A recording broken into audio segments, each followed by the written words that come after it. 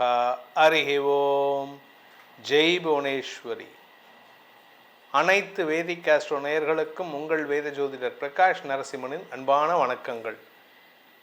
ஜூலை மாத ராசி பலன்கள். இந்த மாதாந்திர ராசி பலன்கள் அனைத்தும் பொது பலன்கள் மட்டுமே. திருக்கணித பஞ்சாங்க முறைப்படி கணிக்கப்படுகின்ற இந்த பலன்கள் உங்களுக்கு சாதகமாகவோ பாதகமாகவோ நடந்திட உங்களுடைய ஜனனகால ஜாதகம் மற்றும் தசாபுக்திகள் துணை நிற்க வேண்டும். இந்த ஜூலை மாதம் 1ஆம் தேதியிலேருந்து 31ஆம் தேதி வரைக்கும் உண்டான நாட்களுக்கு 1ஆம் தேதி அன்னைக்கு என்ன கிரக நிலவரம்னு இப்போ பார்க்க போகிறோம். ஏன்னா அதுக்கப்புறம் கிரகங்கள் மாறிண்டே இருக்கும். 1ஆம் தேதி அன்னைக்கு செவ்வாய் ரிஷப ராசியில் இருக்கார். மிதுன ராசியில் சூரியன் சஞ்சாரம் பண்ணுறாரு. கடக ராசியில் குரு, புதன், சுக்கிரன் சேர்க்கை. சிம்ம ராசியில் கேது. இந்த மாத ஆரம்பத்தில் சந்திரன் தன்னுடைய பயணத்தை தனுசு ராசியிலிருந்து துவக்கிறாரு. கும்பராசியில் ராகுவும் மீன ராசியில் சனியும் உள்ளார்கள். இந்த மாதத்தில் முக்கியமான கிரக பயிற்சிகள் அப்படின்ட்டு பார்த்தீங்கன்னா, புதன் 7ஆம் தேதி ஜூலை 7ஆம் தேதி அன்னைக்கு கடகராசியிலிருந்து வக்ரகதியில் பின்னோக்கி நகர்ந்து தன்னுடைய சொந்த வீடான மிதுன ராசிக்குள்ளே பிரவேசமாகிறார். வக்ரகதியில் வரார். அதே சமயம் சூரியன் மிதுன ராசியிலிருந்து கடகராசிக்கு ஜூலை மாதம் 16ஆம் தேதி ராத்திரி 17ஆம் தேதி விடியற்காலையில் பயிற்சி ஆகிறார் கடகராசிக்கு. ஆடி மாத பிறப்பு. இந்த மாதத்தில் முக்கியமான கிரக பயிற்சிகள் இது 2 மட்டும்தான். சந்திரன் தன்னுடைய பயணத்தை தனுசு ராசியிலிருந்து துவக்கிறாரு. இந்த மாதத்தில் வரக்கூடிய அடுத்த முக்கியமான பயிற்சி அப்படின்னு பார்த்திங்கன்னா, ஜூலை 4ஆம் தேதியே ஒரு பயிற்சி இருக்குது. என்ன அப்படின்னு கேட்டீங்கன்னா, கடகராசியில் இருக்கிற சுக்கிரன் சிம்ம ராசிக்கு பயிற்சி ஆகிறார். ஃபஸ்ட்டு கடகராசியிலிருந்து சுக்கிரன் சிம்ம ராசிக்கு பயிற்சி ஆகிறார் 4ஆம் தேதி அன்னைக்கு. 7ஆம் தேதி அன்னைக்கு கடகராசியிலிருந்து புதன் மிதுன ராசிக்கு பின்னோக்கி நகர்றாரு, வக்ர பயிற்சி.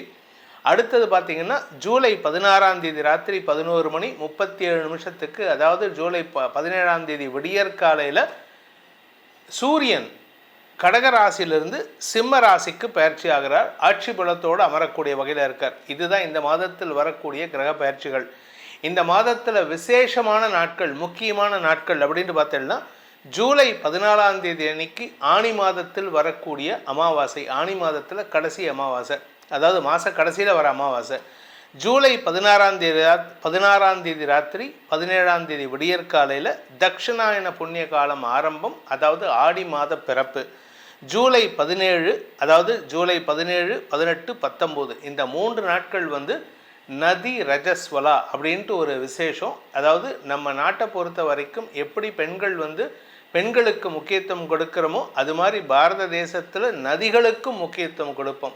அதனால தான் வருஷம் இந்த ஆடி மாதம் 1, 2, 3 நாட்களில் நதியில் குளிக்கக்கூடாதுன்னு சாஸ்திரம் சொல்லியிருக்கு. என்ன காரணம்னா, அன்னைக்கு இந்த நதியில் இருக்கக்கூடிய அழுக்குகள்லாம் கரை சேருவதற்கான வாய்ப்பும் கடலில் போய் கலக்கிறதுக்கான வாய்ப்பும் இருக்குது.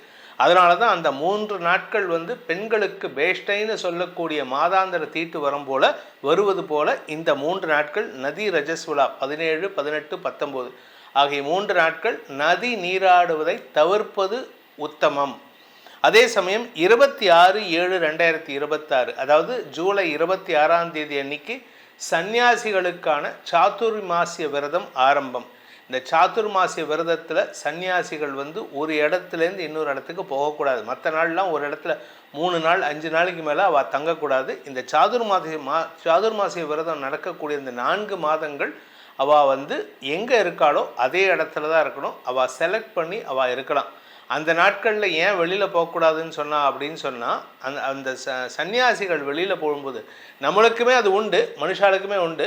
ஆனால் சன்னியாசிகளுக்கு அடுத்த உயிர்களின் மீதும் பரிவு காட்ட வேண்டும் அப்படிங்கிறதுக்காக தான்.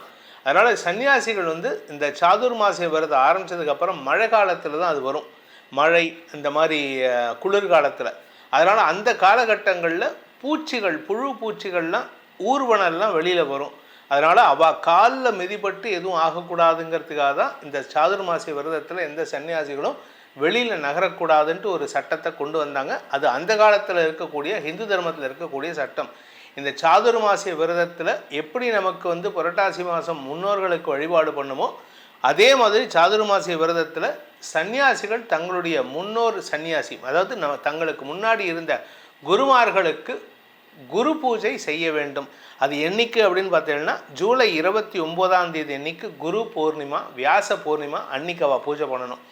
அதுக்கு முன்னாடி 27/7/2026 ஜூலை 27 அன்னைக்கு வாஸ்து நாள். அன்னைக்கு வாஸ்து பூமி பூஜை செய்வதற்கு உகந்த நாளாக இருக்கும். இதுதான் இந்த மாதத்தில் வரக்கூடிய விசேஷமான நாட்கள்.